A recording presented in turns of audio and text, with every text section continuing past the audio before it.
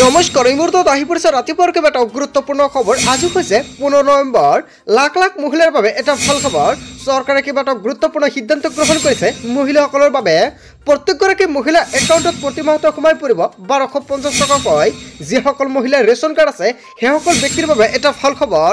Ration card থকা প্ৰত্যেকজন ব্যক্তিৰ একাউণ্টত চৰকাৰে সোমাই দিব টকা। লগতে আপোনাৰ ই শ্ৰমিক কাৰ্ডটো আছে নেকি?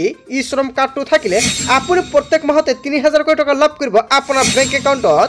লগতে চৰকাৰী ঘৰৰ প্ৰত্যেকজন হিতাধিকাৰীৰ বাবে এটা ভাল খবৰ, কিয়নো অহা মাহত লাখ লাখ চৰকাৰী ঘৰৰ হিতাধিকাৰী একাউণ্টত সোমাই পৰিব প্ৰথম কিস্তিৰ টকা। লগতে কেইবাটাও ৰাজনৈতিক খবৰৰ লগতে অৰাজনৈতিক খবৰ যুগুত কৰা হৈছে আজিৰ দিনটোত। গোটেই অসম তথা ভাৰতৰ বিভিন্ন প্ৰান্তৰ পৰা যুগুত হৈছে কেইবাটাও ডাঙৰ খবৰ।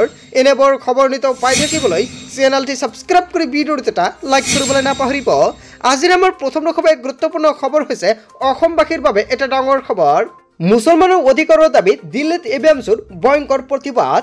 মুছলমানৰ অধিকাৰৰ দাবীত দিল্লীত এবিএমছুৰ প্ৰতিবাদ আৰম্ভ কৰিছে। উচ্ছেদৰ নামত মুছলমানক লক্ষ্য কৰি লোৱাৰ অভিযোগ সংগঠনটোৰ। মুখ্যমন্ত্ৰী ডক্টৰ হিমন্ত বিশ্ব শৰ্মা নেতৃত্বাধীন চৰকাৰৰ বিৰুদ্ধে অভিযোগ আনিলে সংগঠনটোৱে। উচ্ছেদৰ বিৰোধিতা কৰিছে সংখ্যালঘু সংগঠনটোৱে। উচ্ছেদৰ নামত মানৱ অধিকাৰ উলংঘন কৰাৰ অভিযোগ উত্থাপিত হৈছে। উচ্ছেদিতৰ পৰিয়ালক মাটি পট্টা দিব লাগে বুলি মন্তব্য কৰিছে সংগঠনটোৱে। সন্দেহযুক্ত বাংলাদেশীৰ নামত ডিটেনশ্যন কেম্পত ৰখাৰ বিৰোধিতা এবিএমছুৰ। ডিটেনশ্যন কেম্প বন্ধ কৰা অসমবাসী ৰাজক জনাইছে আমাৰ পৰৱৰ্তী গুৰুত্বপূৰ্ণ খবৰ। লগতে এখন ডাঙৰ খবৰ, বিজেপিৰ বিৰুদ্ধে ওলাব 55 লাখ আসন। হয় বন্ধু বান্ধৱীসকল, আপুনি ঠিকেই শুনিছে। ৰাসৰ পিছতে স্তব্ধ হৈ পৰিব উজনি অসম। বিজেপি চৰকাৰৰ হুংকাৰ আটাচুৰ। উজনিৰ 55 লাখ আসন থিয় দিব বিজেপিৰ বিৰুদ্ধে। 2026 নিৰ্বাচনত 55 লাখ আসনে বৰ্জন কৰিব বিজেপি। ৰাস পূৰ্ণিমাৰ পিছতে স্তব্ধ হৈ পৰিব উজনি অসম। অসমৰ মন্ত্ৰী থকাৰ পিছতো অসম জনজাতি মৰ্যাদা দিব পৰা নাই বুলি এনেকুৱাকৈ কেইবাটাও দাবী উত্থাপন কৰিছে। জনজাতিকৰণৰ দাবীত শিৱসাগৰত উত্তাল প্ৰতিবাদ আটাচুৰ। প্ৰতিবাদস্থলীতে আৰক্ষী আৰু প্ৰতিবাদকাৰীৰ মাজত খণ্ডযুদ্ধ। জনজাতিৰ মৰ্যাদা নাপালে সৰ্ববৃহৎ গণতান্ত্ৰিক আন্দোলনৰ হুংকাৰ প্ৰদান কৰিছে আটাচুৰ তৰফৰ পৰা। বিজেপিৰ বিৰুদ্ধে লাখ লাখ আসনে উজনি অসম কঁপাব বুলি গৰ্জন। 6 জনগোষ্ঠীৰ জনজাতিকৰণৰ দাবীত শিৱসাগৰত গজৰি উঠিছে আটাচুয়ে। উজনিৰ 55 লাখ আসনে থিয় দিব বিজেপিৰ বিৰুদ্ধে।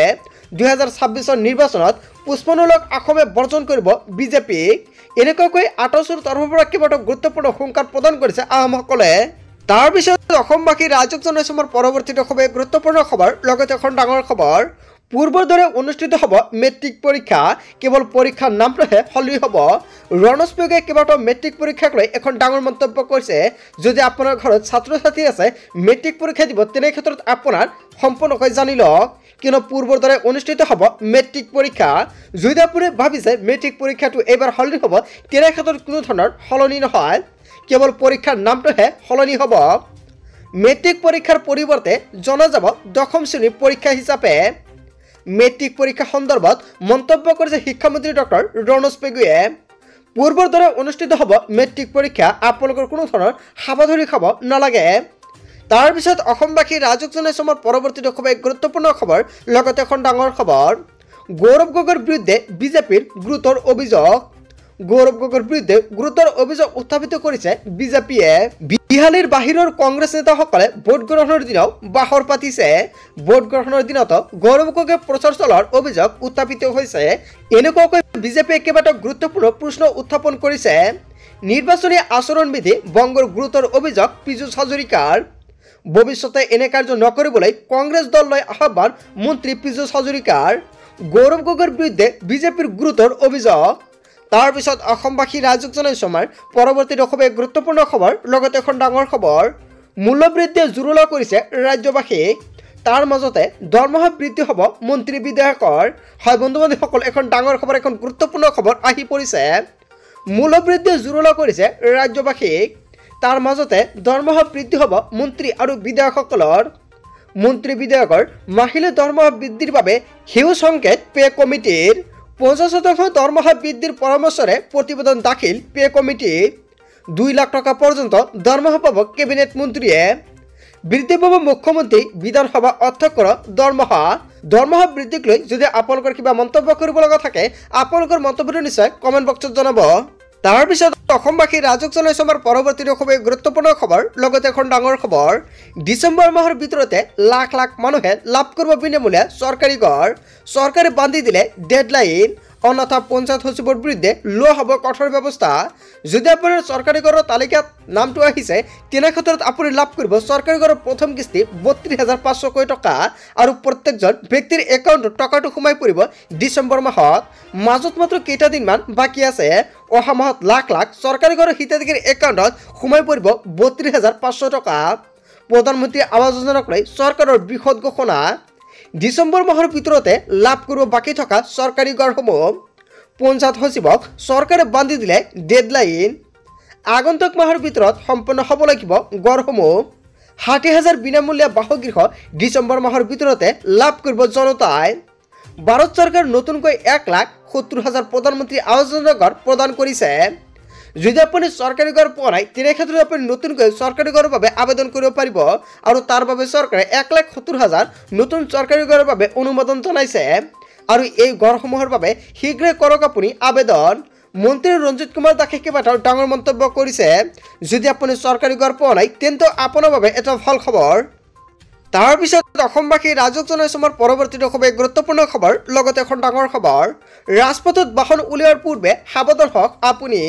ৰাজপথতে জব্দ হ'ব পাৰে আপোনাৰ বাহন। যান বাহনৰ গৰাকীৰ বাবে পুনৰ কেইবাটাও ডাঙৰ খবৰ আহি পৰিছে। ৰাজপথত বাহন উলিওৱাৰ পূৰ্বে সাৱধান হওক আপুনি। ৰাজপথতে জব্দ হ'ব পাৰে আপোনাৰ বাহন। ৰাজপথত চলিছে তন্ন তন্ন তালাচী। বাহনৰ নথি পত্ৰ সঠিক নাথাকিলে জব্দ হ'ব আপোনাৰ বাহন। ৰাসৰ পূৰ্বে নলবাৰীত চলিছে তীব্ৰ অভিযান। গাড়ীৰ RC, প্ৰদূষণ বীমা নথি পত্ৰ আপডেট কৰক। হয় বন্ধু বান্ধৱসকল, যদি এতিয়ালৈকে আপোনাৰ গাড়ীৰ নথি পত্ৰখিনি আপুনি সম্পূৰ্ণকৈ আপডেট কৰা নাই অতি শীঘ্ৰে আপডেট কৰি লৈ লওক, কিয়নো ভয়ংকৰভাৱে অভিযান চলাইছে পৰিবহণ বিভাগে। জিলা পৰিবহণ বিষয়াই চলাইছে এই অভিযান। যদি আপোনাৰ গাড়ীৰ নথি পত্ৰসমূহ কোনো ধৰণৰ আপডেট কৰিবলগীয়া আছে তেনে ক্ষেত্ৰত আপুনি কৰি লওক। যদি আপোনাৰ বাহনখনৰ পলিউশ্যন নাই তেনে ক্ষেত্ৰত অতি শীঘ্ৰে পলিউশ্যনটো বনাই লওক, কিয়নো পলিউশ্যনৰ বাবে অধিক ব্যক্তিয়ে দি আছে জৰিমনা। যাতে আপোনাৰ জৰিমনা দিব নালাগে তাৰ বাবে অতি শীঘ্ৰেই আপুনি সাৱধান হওক। বন্ধু বান্ধৱীসকল, গোটেই অসম তথা ভাৰতৰ বিভিন্ন প্ৰান্তৰ পৰা যুগুত হৈছে কেইবাটাও ডাঙৰ খবৰ। এনেবোৰ খবৰ নিতৌ পাই থাকিবলৈ চেনেলটি ছাবস্ক্ৰাইব কৰি ভিডিঅ'টো এটা লাইক কৰিবলৈ নাপাহৰিব। চ' থেংক ইউ ফৰ ৱাচিং ফুল ভিডিঅ'।